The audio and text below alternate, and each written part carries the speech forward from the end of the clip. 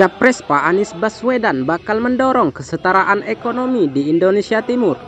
Pak Anies menilai selisih harga di kota besar dengan wilayah Indonesia Timur masih cukup besar. Hal itu disampaikan Pak Anies dalam Indonesian Leader Tech El Baruga AP Petra Rani Universitas Hasanuddin Unhas Makassar pada Minggu 24 September 2023. Pak Anies mendorong program Satu Indonesia Satu Perekonomian.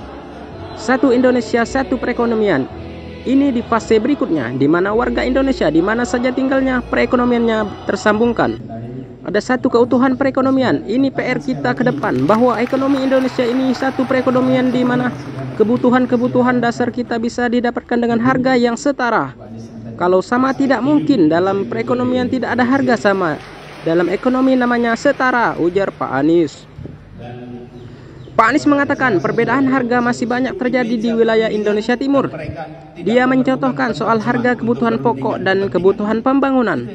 Hari ini kita masih menemukan bahwa harga kebutuhan pokok, harga komoditas pokok untuk pembangunan antara di kota besar dan kawasan timur Indonesia, selisih harganya luar biasa besar. Anda perhatikan mulai dari semen, besi, kebutuhan pembangunan, selisih harganya besar. Air minum saja selisih harganya besar, kata Pak Anies. Menurut Pak Anies, selama kesetaraan harga belum tercapai di Indonesia, maka negara belum bisa disebut sebagai satu ekonomi. Dia menyebut Indonesia ke depan mesti mempertahankan satu kesejahteraan untuk seluruh rakyat Indonesia. Selama kita masih belum memiliki kesetaraan harga, maka kita belum bisa menyebut dirinya sebagai satu ekonomi. Indonesia ke depan tidak cukup dipertahankan dengan pernyataan satu nusa, satu bangsa, satu bahasa, persatuan. Harus dipertahankan dengan satu kesejahteraan untuk seluruh rakyat Indonesia.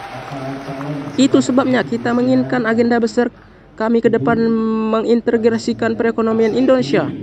Dan pengintegrasian ini memasuki unsur mobilitas, memasuki unsur pendidikan, kesehatan, sehingga hal yang menjadi kebutuhan dasar bagi seluruh rakyat dimanapun berada terpenuhi. Pak Anies mengaku hal tersebut bukanlah pekerjaan yang ringan, namun dia yakin dengan pendekatan yang ia lakukan dapat memenuhi kebutuhan pokok setiap keluarga di Indonesia.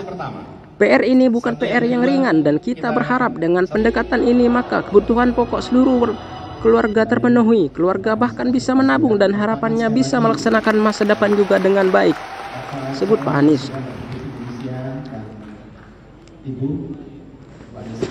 Pak Said Didu yang sering muncul di televisi, dan siapa saja, saya rasa sudah cukup tersebut di meja perundingan, dan mereka tidak memerlukan penterjemah untuk merundingkan kepentingannya. Itu Indonesia.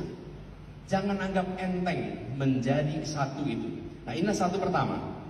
Satu yang kedua, kita